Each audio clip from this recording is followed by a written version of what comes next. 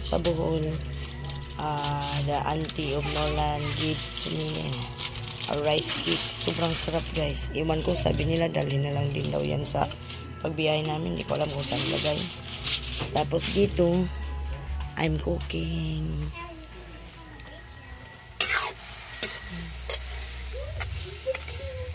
adobong manok, native chicken, kahoy atong gamitan o sugnod.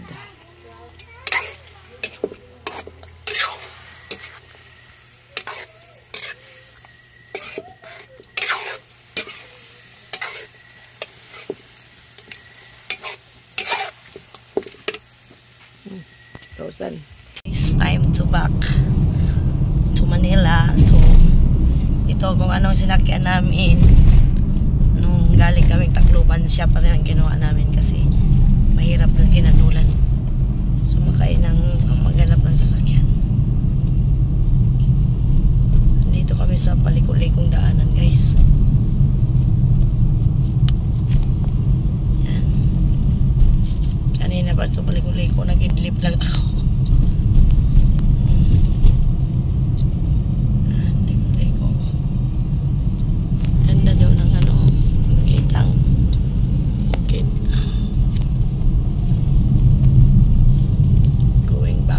Kami ng Tacloban kasi mas maganda yung kami ang maghintay sa aeroplano kaysa ikaw yung hintay ng aeroplano. Oh my god, baka matulad nung napauwi kami na muntik mahiwan.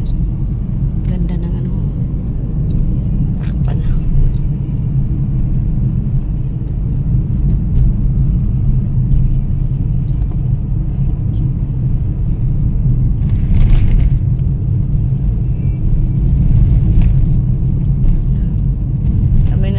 Sakay dito.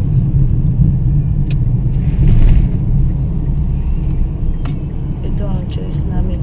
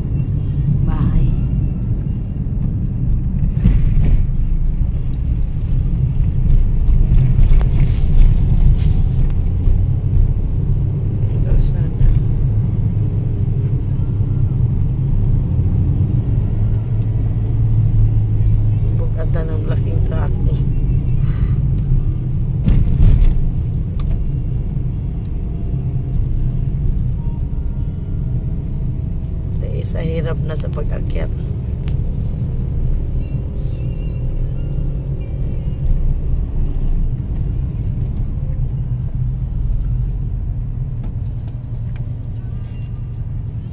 Alam mo guys, ang bagang takbo ng isa.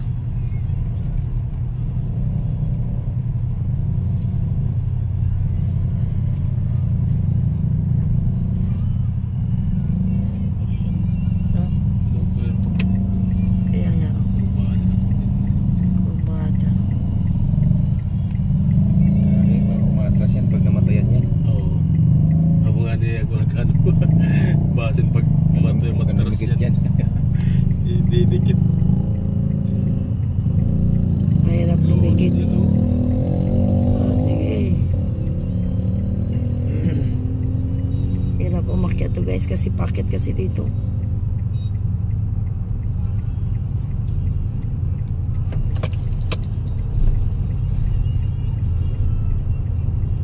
Ay may moto. Hindi tayo maka-overtake. Isa pang van.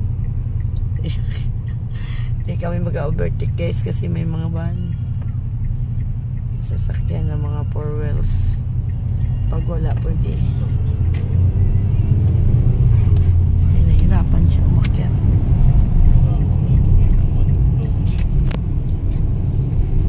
Bigat sigurong dala nun. Bigat yun.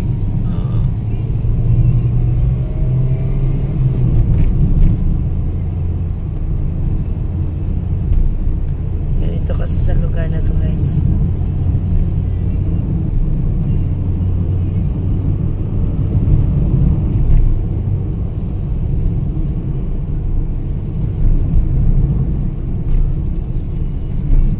Akyat ay parang akala mo dito ka naman no guys. Akyat na naman.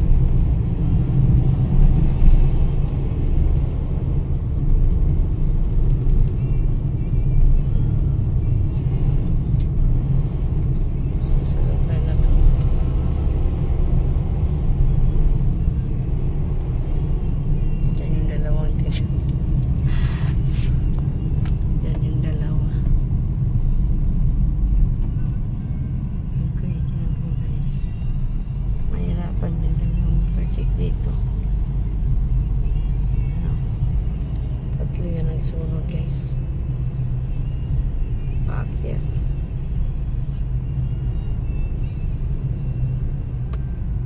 Hirap kasi baka may pababa ni makita.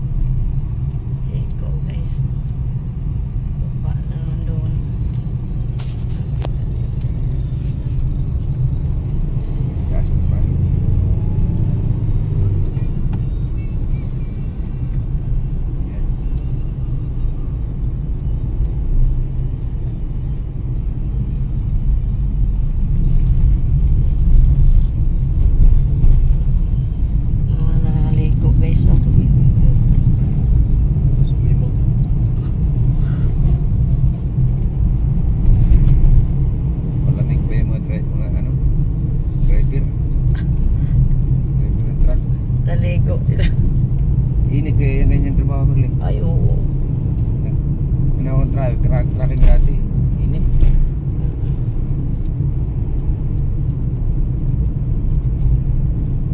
Sa gilid naman yung duha ko eh.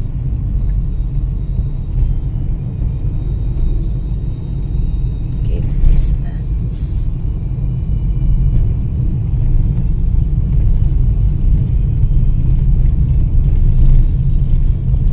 Mas maglikuan na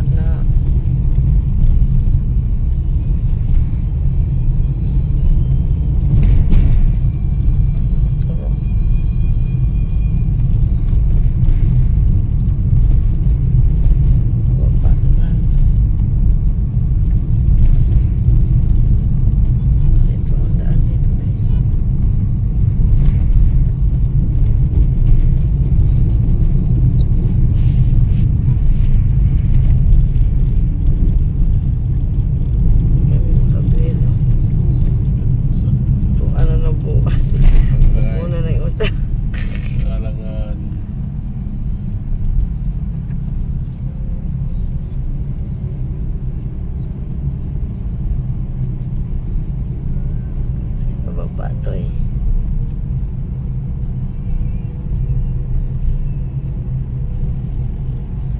Kita yung kalsada guys. Baba ng sasakyan. No? Parang Marilakilan, no?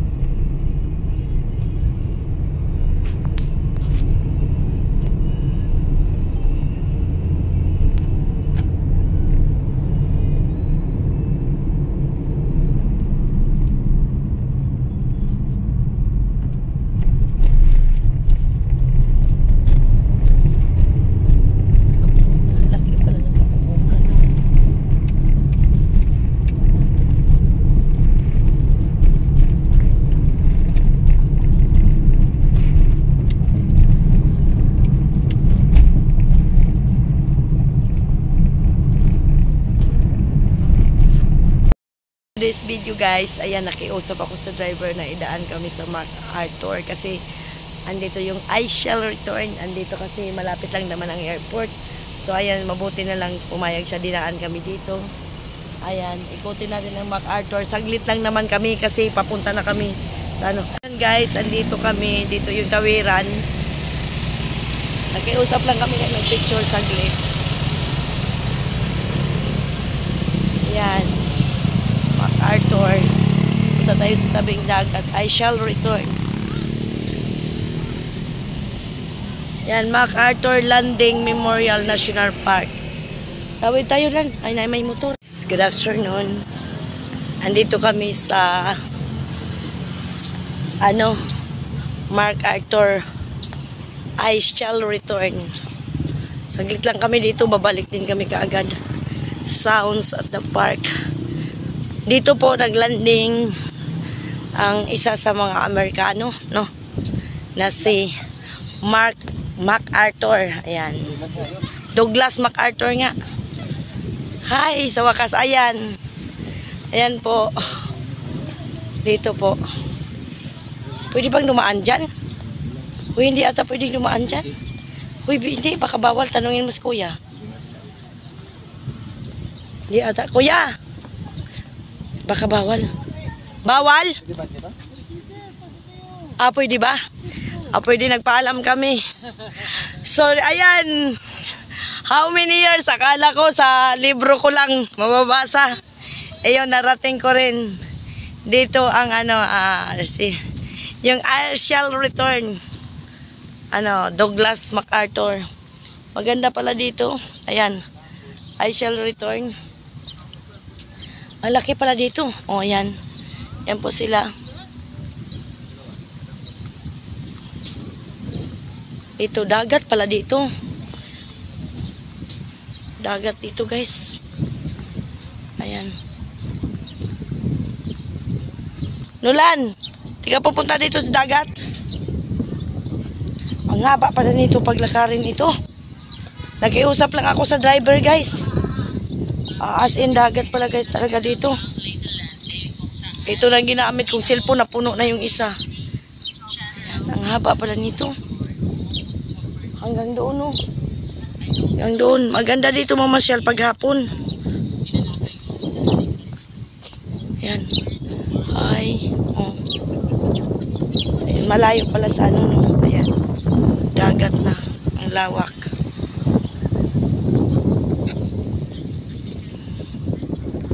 Asa si Ami? Baka mawala. Dagat pala dito. Sa wakas, napuntahan ko rin ang lugar na ito. Matagal ko na itong pinangarap. Kunang pinangarap ito, akala ko sa libro ko lang Pero ayan, I shall return. Dito pala naglanding ang ating si Douglas MacArthur na isa sa mga dayuhang pinaglaban ng ating bansa sa pananakop ng mga Hapon. Kaya dito, yan, baka mawala si Ami. Ang haba pala nito, Nulan. Sobrang haba, guys. Nasira na yung siwol dito. Ha? Dyan. School na yan dyan? Hindi ko alam. Nasira ang dito, oh. Yung mga ganyan pala. Baka mawala anak mo. Saglit lang tayo dito. Okay, mag-picture tayo. Oo, dali, mag-picture tayo. Cellphone mo ang gamitin mo, Lan.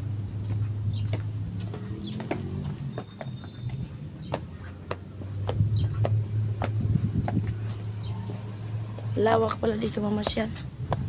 Picturean mo ko, Lan. Si Ami. Ayan, Leyte Landing. Ayan. This is the National Historical Institute, of Palo Leyte.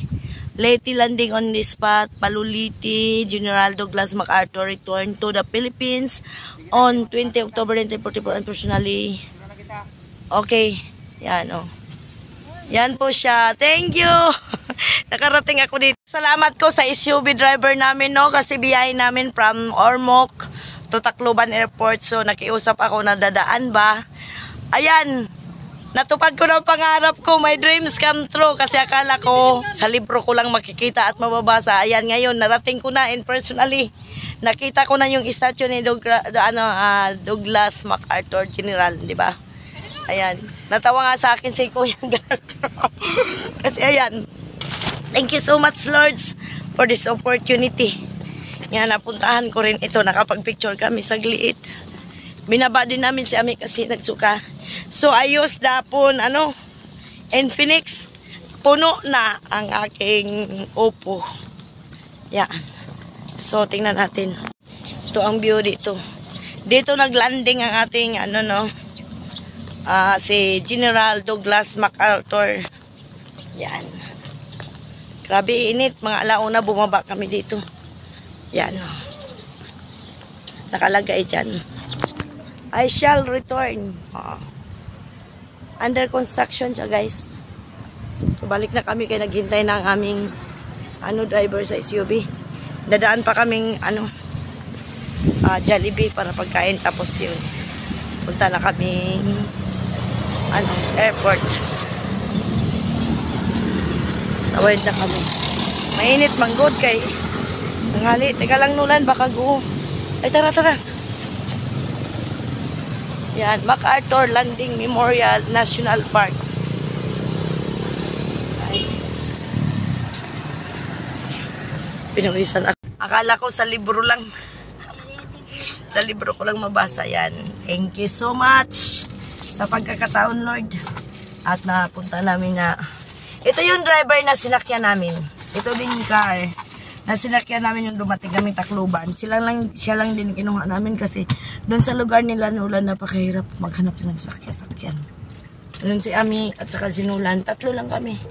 Kasi pag sumakay kami ng bus or van, hindi namin maukupa yung pisto. Nagsusuka nga si Ami kahit nga kami lang dito nagsusukayan. Kaya yun. Thank you Lord. Akala ko napuntahan ko rin sa isa sa mga historical place dito sa Paluliti. O George! May bayad? Magkano? Uy. Walang yun. 5 pesos lang yun. Salamat. Walang bayad kasi. Mabuti na lang mabait ang naging driver namin guys. Pag na dinala kami dito. At least 46 years old na ako. Ngayon ko palang napuntahan tong lugar na to. Diba malaking tulong talaga pag ganyan ka na makukuha ang sasakyan na pwedeng pakiusapan. Ang haba pala din nito, no? Ang nila. Ang haba. Ang ganda dito pag sunset. Ano nakikita ang bundok dyan? Bicol na yan? Sunset.